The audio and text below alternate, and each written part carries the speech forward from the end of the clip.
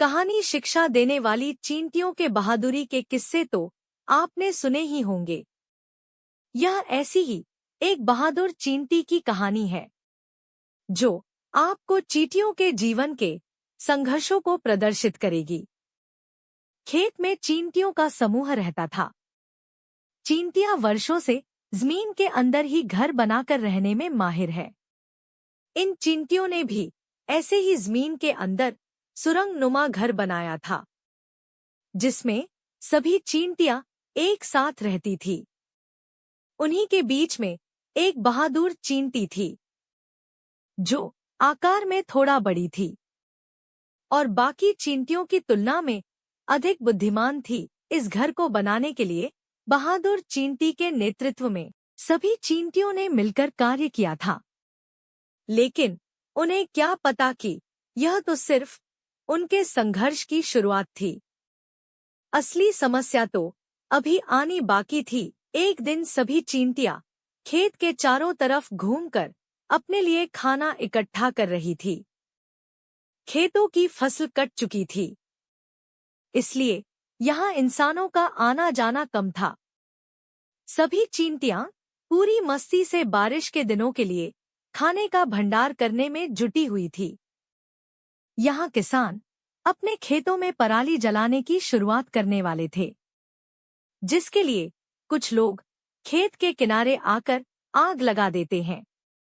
इसी दौरान बहादुर चींटी देखती है कि कुछ लोग खेत के दूसरी तरफ से आग जला चुके हैं। वह घबरा जाती है, क्योंकि इसी खेत के अंदर इन चींटियों ने अपना विशाल घर बनाया हुआ था और यदि इस खेत को जला दिया गया तो इनका बचना नामुमकिन था। लेकिन खतरा तो आ चुका था। बहादुर चींटी वॉलपेपर फ्लेयर। तभी बहादुर चींटी फैसला करती है कि वह अपने घरों के नीचे से दूसरी तरफ के खेत में एक सुरंग बनाएगी, ताकि सभी चींटियां इस क्षेत्र में आग लगने से पहले दूसरे खेत जा सकें।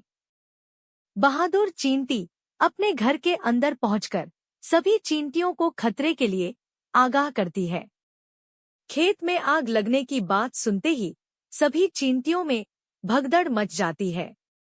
लेकिन बहादुर चींटी उन्हें समझाते हुए हौसला देती है, जिससे सभी चींटियां उसका साथ देने के लिए तैयार हो जाती है। बहादुर चींटी सभी चींटियों को दूसरे खेत जाने का नक्शा बताती है और उसी के अनुसार सभी चींटियां मिट्टी की खुदाई करने में लग जाती है। और बाहर बहादुर चींटी बढ़ती हुई आग को देखकर दहशत के सागर में डूबती जा रही थी। लेकिन उसे ऐसे ही बहादुर चींटी का खिताब नहीं मिला था। वह सभी चींटियों की अपेक्षा अलग ही हौसलों की मालकिन थी।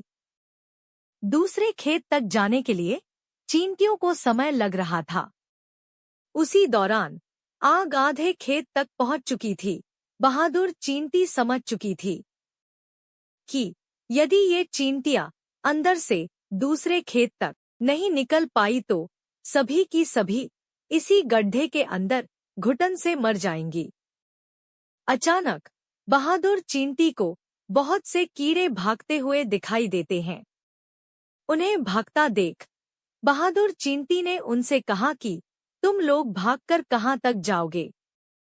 आग तुम्हारा पीछा कर ही रही है, लेकिन यदि तुम लोग बचना चाहते हो तो तुम्हें हमारा साथ देना होगा।